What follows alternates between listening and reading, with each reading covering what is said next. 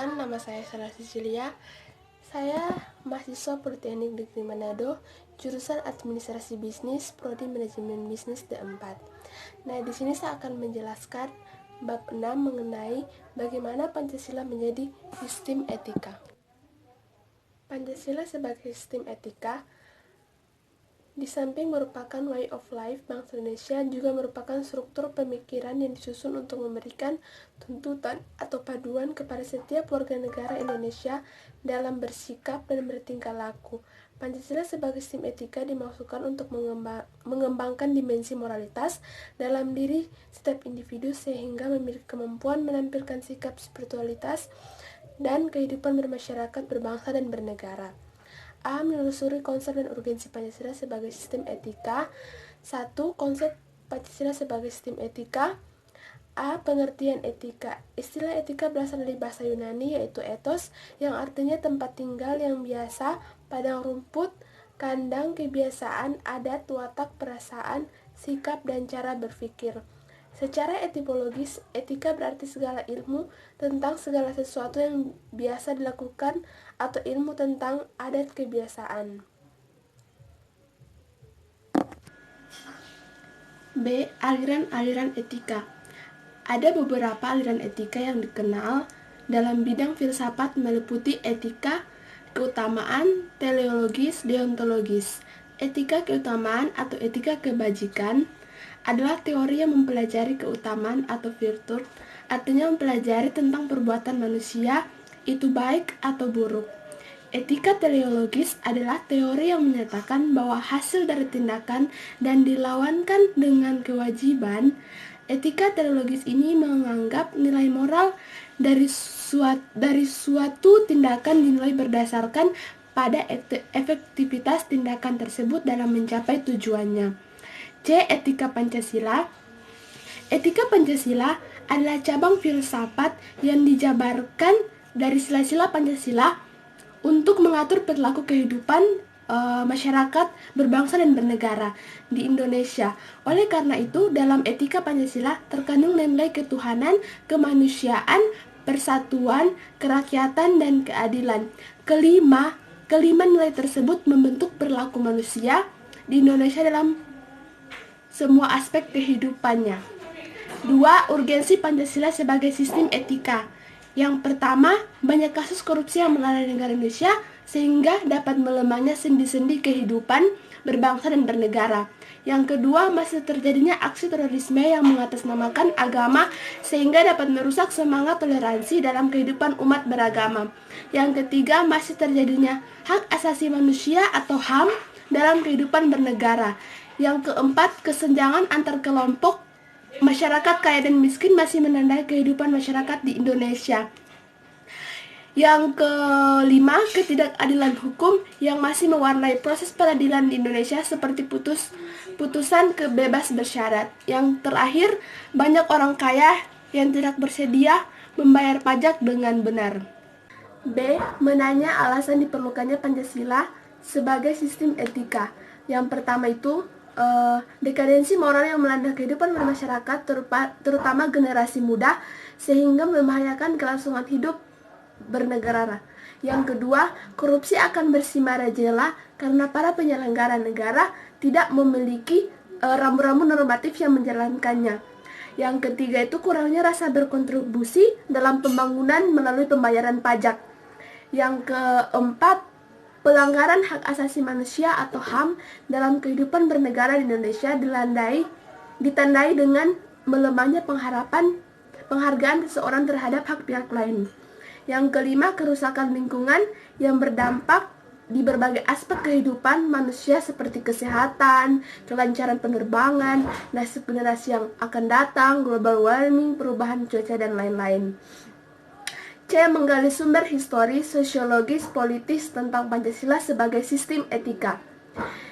Yang pertama itu sumber historis. Pada zaman Orde Lama, Pancasila sebagai sistem etika masih berbentuk sebagaimana filosofis Grundlagen atau Wisconsin, artinya nilai Pancasila belum ditegaskan ke dalam sistem etika, tetapi nilai-nilai moral telah terdapat pandangan hidup, Masyarakat dalam Orde Lama telah mengenal nilai kemandirian bangsa oleh Presiden Soekarno, disebut dengan istilah berdiri di atas kaki sendiri. Nah, yang kedua itu tentang sumber sosiologis. Sumber sosiologis Pancasila sebagai sistem etika dapat ditemukan dalam kehidupan bermasyarakat berbagai etnik di Indonesia. 3. Sumber politis. Sumber politis Pancasila sebagai sistem etika terdapat norma-norma dasar atau ground norm sebagai penyusun berbagai peraturan perundang-undangan di Indonesia. Menurut Hans Kelsen mengatakan bahwa teori hukum itu suatu norma yang berbentuk piramida. Semakin tinggi suatu norma akan semakin abstrak sifatnya, dan sebaliknya semakin rendah kedudukannya, semakin konkret norma tersebut. Etika politis mengatur masalah perilaku politikus berhubungan dengan praktik institusi sosial, hukum, komunitas, struktur-struktur sosial, politik, dan ekonomi. D. Membangun argumen tentang dinamika dan tantangan Pancasila sebagai sistem etika. 1. Argumen tentang dinamika Pancasila sebagai sistem etika. Yang pertama, tidak dapat dikatakan bahwa pemerintahan pada zaman Orde Lama mengikuti sistem etika Pancasila. Bahkan ada tudingan dari pihak Orde Lama yang mengatakan bahwa pemilihan umum di zaman Orde Lama dianggap terlalu liberal karena pemerintahan Soekarno menganut sistem demokrasi terpimpin yang cenderung otoriter. Nah, yang kedua itu pada zaman Orde Baru, sistem etika Pancasila diletakkan dalam bentuk pendataran atau P4. Nah, yang ketiga itu sistem etika Pancasila pada era reformasi tenggelam dalam euforia demokrasi. Namun seiring dengan berjalannya waktu disadari bahwa demokrasi tanpa dilandasi sistem etika politik akan menjurus pada penyalahgunaan kekuasaan atau menghalalkan segala cara untuk mencapai tujuan. Yang kedua itu argumen tentang tantangan Pancasila sebagai sistem etika. Yang pertama, tangan terhadap sistem etika Pancasila pada zaman Orde Lama berupa sikap otoriter dalam pemerintahan, sebagaimana tercermin dalam penyelenggara negara yang menerapkan demokrasi terpimpin. Yang kedua, tantangan terhadap sistem etika Pancasila pada zaman Orde Baru terkait dengan masalah NKK, nepotisme, kolusi, korupsi, yang merugikan penyelenggara negara. Nah, yang ketiga itu tantangan terhadap sistem etika Pancasila pada era reformasi berupa euforia, kebebasan berpolitik sehingga mengabaikan norma-norma moral. Mendeskripsikan esensi dan urgensi Pancasila sebagai sistem etika. 1. Esensi Pancasila sebagai sistem etika. Yang pertama, hakikat sila ketuhanan terletak pada keyakinan bangsa Indonesia bahwa Tuhan sebagai penjamin prinsip moral.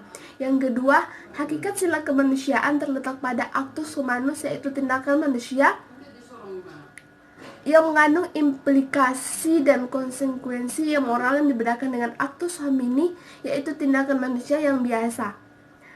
Yang ketiga, hakikat persatuan terletak pada kesediaan untuk hidup bersama sebagai warga yang mementingkan masalah bangsa di atas kepentingan individu atau kelompok. Yang keempat, hakikat sila kerakyatan terletak pada prinsip musyawarah untuk mufakat.